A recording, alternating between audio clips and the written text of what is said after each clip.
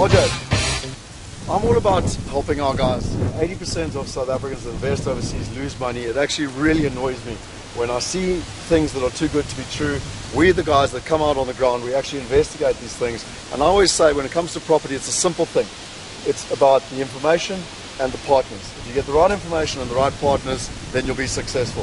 If you just try and go on price and yield without the right information and the right partners, you get cleaned up. So tell us just a little bit about what you found here. I mean, I've been asking you a lot about areas and stuff, but what is it this property basically? You know, what you've got the experience in the market. Sure. Well, this house here, number one, it's in Clayton County. It's one of the worst counties for anywhere in the Atlanta area, and we avoided like the plague. They lost their accreditation in their school system years ago, and they're struggling again.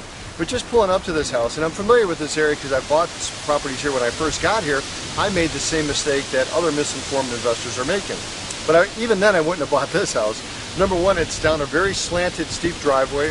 Number two, there's trees growing all over the house, which those leaves fall down, they go into the gutter, they ruin the roof, and they ruin the gutters and block it up and cause the water to back up and come in through the fascia. As I get closer, you can see that $2,000 just to get rid of the trees. This is a minimum of $2,000 in trees. I walked in the backyard, but way worse than that. This house has shingle siding on it, and this stuff is over 30 years old. It's lost its wear and tear. It's falling off in some places, and as you look at it, if you get really close to it, it's also got all single pane, terrible cheap windows that all really need to be replaced. You know, sometimes you can put lipstick on a pig and make it look good, but you can't do it with this type of property. And this type of property is going to command a rent of about $600 to $650 a month. You're buying the ghetto when you buy houses like this. This is the ghetto, and it's the stuff that never goes up in value. Your exit plan is diminished because you can only sell it to another investor. No homeowner would ever buy a house like this.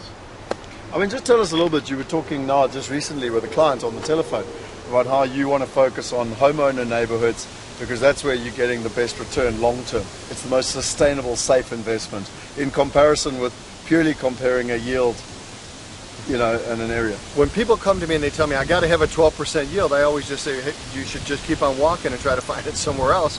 You might get a 12% yield on paper, but when you buy a house like this, it's not going to last because these people don't stay. We look for homeowner neighborhoods where there's going to be an upside in the value. In a house like this, there is no upside. And the people that really got wealthy in the real estate in our country, it was all done with appreciation. It was all done by buying the right properties in the right areas that are going up in value. When you buy at the bottom of the socioeconomic scale, okay, you're in a ghetto. You're in a rental neighborhood. You're in a high-intensive management area and a high-intensive maintenance area. You're going to lose money in the end. And the only reason I know this, I've done it. I've been there. So we make the distinctions on what the best stuff to buy because the most important thing to us and Scott with our investors is safety. Safety is number one. Forget yield. Hey, I'm making 100%. That's if you get paid. Okay. Getting a return of your investment is vital. Not just getting a return on it. You don't want to find yourself in a position that you're buying garbage houses in garbage neighborhoods that are never going to go anywhere but cause you a lot of headaches. This kind of house, perfect for that. Whoever sells this kind of stuff and promotes it, it's kind of dangerous. You really got to be careful. Just a quick one though, RJ. When I was here in August, I came to the auctions with you. The rough numbers were your team looked at over 5,000 properties, analyzed them.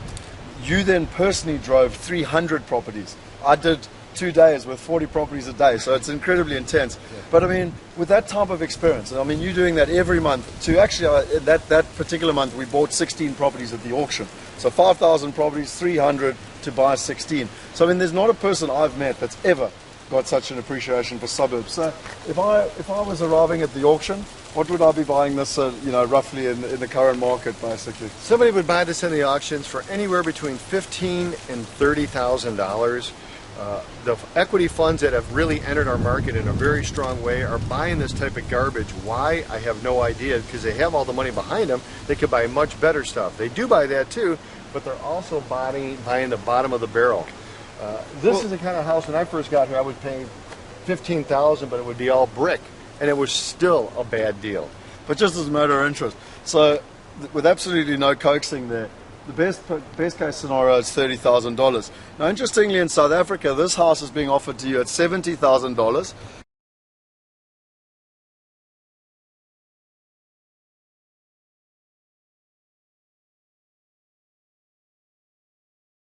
but you can put a 50% deposit down. You get 8.2% financing over 10 years. Now, just in case you're battling to join the dots, they're buying it for less than 30, they're selling it to you for 70, they're asking for a 50% deposit. And as I always say in America, no financing comes without a free, without a consequence. And you really need to understand the consequences of the decisions you're making. Now, if you want to make a leveraged investment, sorry, we've got a hurricane here in America at the moment, but if you want to make a leveraged investment, go for it. Buy this property. I have no problem with that, but please go in with your eyes open. He just told me, I just heard for the first time, $70,000. You won't get $70,000 for this house in 10 years. Maybe not 15 years, probably never. This thing is never going to be worth more than $40,000 on its best day ever.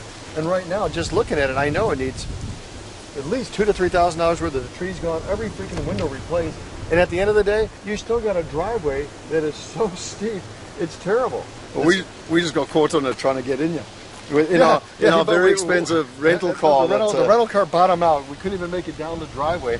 This is a loser's bet, and that's a problem when you got promoters that are selling stuff that they're really not familiar with. What they're familiar with is their commission. Scary proposition. Bottom line, ladies and gentlemen, information and partners. You get the right information and you deal with the right partners and you'll have a sustainable long-term investment. Cheers. So, I know it's very windy, but I just wanted to give you an idea of the size. So that you can see, because it's very important for you when you're buying on the internet to be able to compare an apple with an apple. You were just saying nobody wants this stuff? Nobody wants to buy this stuff. No homeowner is ever going to buy in this neighborhood. This is strictly a rental neighborhood. These are houses that were built in the 60s. In the 60s means before 1978, and it was until 1979 that they stopped using lead-based paint. Every one of these houses is a lawsuit waiting to happen because there's lead-based paint in every one of them. And you know how I know? Because I had houses with lead-based paint. I got sued 15 years after I sold them. This is the stuff you avoid like the plague. Perfect. Well, hopefully, ladies and gentlemen, you at least can go in with your eyes open and make educated and informed decisions about your offshore investments. Signing out.